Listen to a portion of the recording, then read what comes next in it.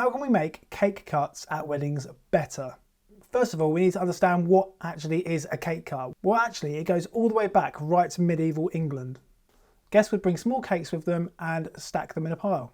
The medieval newlyweds were supposed to kiss over this stack, and if they succeeded in not knocking it over, then their marriage would be a long and happy one. During the 17th century, however, a chef came over from France and saw the idea and took it back to France with him and made it a lot better. So from there, the stacked cakes would go into a multi-layered cake.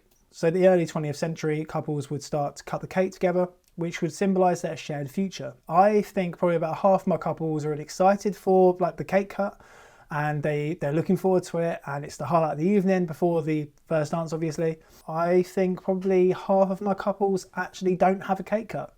They will just buy the cake and it will sit there in the corner, and then their venue staff will just cut it up and then guests can take it home with them.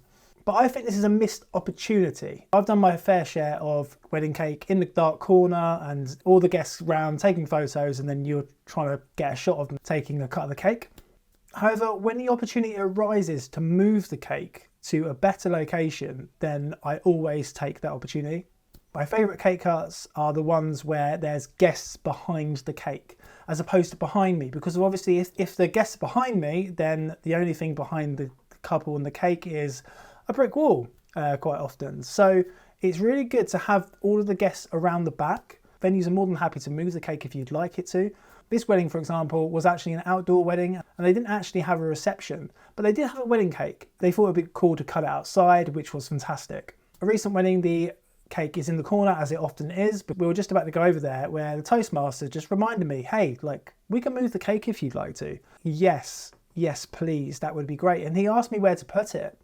And I just immediately thought, if we put it right in the middle of the room with the guests behind, because of often guests are encouraged to take photos themselves of the cake cut, I thought it would be really cool if the Toastmaster could announce everyone to just refrain from taking photos while I take my photo, and they can be in the background smiling and happy, and then we can just reposition the couple for everyone else to take their photos while they cut the cake.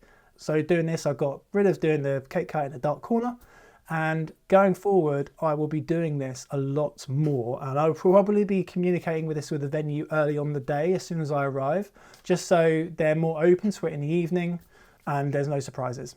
So let's make a change. If you turn up to a wedding and the cake is in a dark corner, you just come on, just ask the venue, just get them to move it. Oh, and I just want to say, don't feel like you have to do this at every wedding. I certainly don't do this at every wedding. There are some cake cuts where it's just impossible to move the cake, or the room is a bit dark, and you know, if you move it in the particular way, it won't work. Or the cake might be summer, it might be a bit lopsided. I wouldn't recommend moving your cake unless you are 100% confident that it will not be damaged in the process. So let's make cake cuts cool again.